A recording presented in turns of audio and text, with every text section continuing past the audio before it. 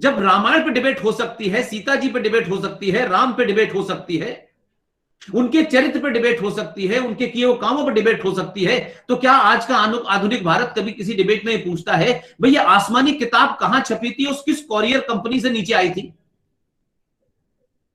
लेकिन हम कुछ चीजों को कुछ लोग आपको डिबेट नहीं करने देंगे। वो कहेंगे कि अगर आपने इस पर डिबेट की तो हम आपका गर्दन काट देंगे। आप एक ऐसे समाज में रह रहे हो जिस समाज में 30 से 35 करोड़ लोग किसी भी बात के ऊपर डिबेट ना करें, किसी भी बात के ऊपर चर्चा ना करें, और हर बात में हत्या करने, मारने, पीटने की बात करने लगे, तो फिर एक सभ्य समाज, एक आदर्श समाज, और खासतौर से वो समाज जो हजारों साल से हर छोटी छोटी बात के ऊपर शास्त्रार्थ करता था, डिबेट करता था। डिबेट में आपकी बात का तर्क अगर मजबूत है तो आप जीते, और मेरी बात का तर्क मजबूत है तो मैं जीता। लेकिन तलवार से फैसला नहीं होता था, तलवार से लड़ाई में फैसला होता था। बातचीत में, डिबेट में जो आज आपने की है, अगर किसी को मेरी बात पसंद नहीं आ रही तो पसंद ना पसंद एक अलग बात है, लेकिन मेरी बात को काटने के लिए अगर तर्क 10 साल के बच्चा भी अगर देगा और वो तथ्यों पे देगा तो मुझे मानना चाहिए। इसमें मेरे बड़े होने छोटे होने का कोई लॉजिक नहीं है। डिबेट में सबकी उम्र बराबर होती है, सब बराबर होते हैं, लिहाजा यहां डिबेट होती नहीं है। यहां डिबेट आप किससे करते हैं? आपस में करते हैं। इसलिए उन विषयों पे करते हैं जिन विषयों के ऊपर लोगों को बहुत ज्यादा समझाने की जरूरत नहीं है। लेकिन यह देश कई सौ सालों से एक ऐसे आतंक से पीड़ित है, रोज डे टू डे बेसिस पे सरवाइव करने की कोशिश कर रहा है, लेकिन तब भी हम उस समस्या के बारे में या उस इशू के बारे में डिबेट नहीं करना चाहते। हमें लगता है इस पर डिबेट नहीं हमको करनी है। तो एक जमाना यह था कि अखबारों के अंदर अगर मंदिर के अंदर रेप हो गया हो तो फ्रंट पेज पे खबर छपती थी, लेकिन मस्जिद में या मजार में होता था तो लोग कहते थे नहीं, वो एक धर्म के लोगों का पूजा स्थल था। तो अगर आप जब मंदिर कह सकते हैं तो फिर उसी खबर को लिखने में आपको मस्जिद और दरगाह कहने में क्या प्रॉब्लम है?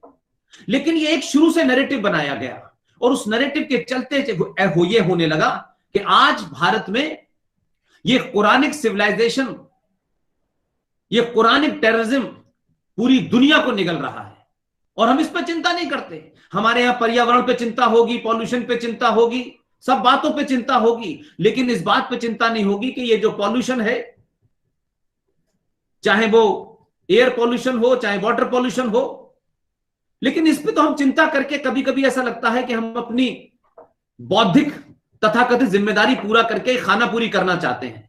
यह वैसे ही है कि अगर आपके घर में या आपके किसी सगे संबंधी को कोई एक वैसा रोग हो गया है जो बहुत ही खतरनाक है, हम उसे छुपाएंगे तो छुपाने से रोग नहीं समाप्त होगा।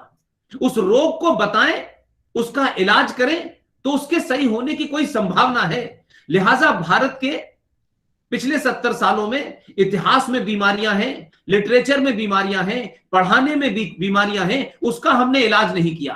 क्यों? कि हमें लगा नहीं, इन बीमारियों को हम छुएंगे तो सत्ता से बेदखल हो जाएंगे, तो सत्ता पर रहने के लिए हमने किसी चीज को एड्रेस नहीं किया, और समाज के लोगों को उस तरफ वो न सोचें, उस तरफ उनका ध्यान ही न जाए। इसलिए हमने क्या कहा, देखो भाई सारे धर्म बराबर हैं। अच्छी बात है, सुनने में बहुत अच्छी लगती है, लेकिन आप सब लोग दिल्ली विश्वविद्यालय के छात्र हैं। एक चीज होती है सुनने में अच्छी लगती है, लेकिन यह भी होना चाहिए कि वो सुनने में तो अच्छी लग रही है, लेकिन यथार्थ में है भी कि नहीं। जैसे अब इसमें टेक्निकल डिबेट क्या है इस इशू में, जब हम कहते हैं सारे धर्म बराबर हैं, तो पहले यह तय हो जाना चाहिए कि धर्म क्या है। क्या सारे धर्म है? क्या सारे चीजों को हम धर्म कहते हैं, या धर्म कुछ अलग चीज है, मजहब कुछ अलग चीज है? अब आप सबको चौंकाने वाली बात लगेगी, आप कहेंगे यह तो हम बचपन से सुनने आए हैं कि सारे धर्म बराबर हैं। तो भाई बराबरी तो सब में होगी ना, जो सब सारे धर्म होंगे।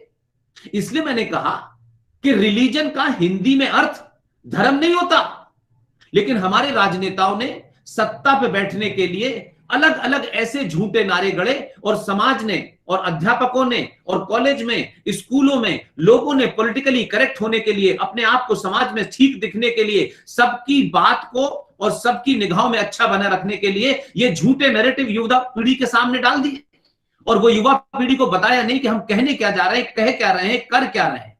सारे धर्म बराबर हैं, मैं ये बात नहीं मानता, बिल्कुल नहीं मानता। इसलिए कि धर्म अनादिकाल से, जब से ये यूनिवर्स है, जब से ये कायनात है, जब से ये ब्रह्मांड है, जब से सूरज है, जब से चांद है, जब से पेड़ हैं, जब से नदियां हैं, समुद्र हैं, तब से लेकर के जब तक ये दुनिया रहेगी, कब तक रहेगी मैं नहीं जानता, लेकिन तब से लेके अब तक और आज से लेके हजारों करोड़ों साल तक जब तक ये ब्रह्मांड रहेगा, तब से लेके सिर्फ एक ही धर्म था, एक ही धर्म है और एक ही रहेगा, उसका नाम है सनातन।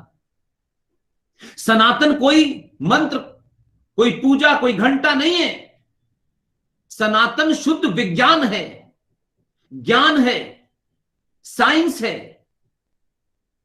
और मजहब, कोई भी जितने मजहब हैं उनकी कोई किताब होती है, उस किताब को कोई लिखने वाला होता है, उस रिलीजन का कहीं ना कोई डेट है कि फला डेट से ये रिलीजन शुरू हुआ। क्रिश्चियनिटी 2000 साल पहले हुई, 1400 साल पहले इस्लाम आया, इस्लाम का कोई पैगंबर है। तो जो मजहब होते हैं वो पैदा होते रहते हैं और समय समय के बाद इररिलेवेंट होकर खत्म हो जाते हैं। ईरान में जो मजहब था वो समाप्त हो गया, वहां अब कुछ और है। अकबर ने भी एक मजहब चलाया था, दीने इलाही, समाप्त हो गया। इस्लाम 1400 साल पहले आया, क्रिश्चियनिटी पहले आई, लेकिन कोई बता सकता है कि सनातन कब पैदा हुआ? सनातन की कोई डेट है? सनातन का कोई पैगंबर है? कोई नहीं है। हम लंबे समय से इस भ्रमिक स्थिति के कारण अपने आप को हीन भावना के शिकार हुए और इतिहास में हमें यह बताया गया कि हम बहुत ही खराब लोग थे, स्त्रियों पे अत्याचार करते थे, उनको घूंघट की जबरदस्ती कर दिया गया था। तो इन तमाम चीजों को जो समय समय पे बदलाव होते गए, समय समय पे जो लड़ाइयां होती गई, उस दौर की चीजों को हमने हिंदू सनातन से जोड़ दिया। और ये बात आप युवाओं के सामने बहुत लोग कहते होंगे कि भाई देखिए, घूंघट जो थी एक बड़ी कुप्रथा थी, सती, हिंदुओं में सती एक थी बड़ी कुप्रथा थी।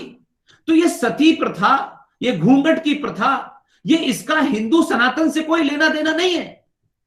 अब इसको किसी ने सही डिस्क्राइब नहीं किया। यही मैंने कहा कि इतिहासकारों ने, सत्ता के चाटुकार लोगों ने इस तरीके का इतिहास लिखा कि जो कुरानिक सिविलाइजेशन थी, जो इस्लामिक आतंकवाद था, जो इस्लाम जिहाद था, जिस इस्लाम ने पूरी दुनिया में मार काट मचाई, उसको किस तरीके से बचाते हुए कैसे हम उनको महिमा मंडित करें।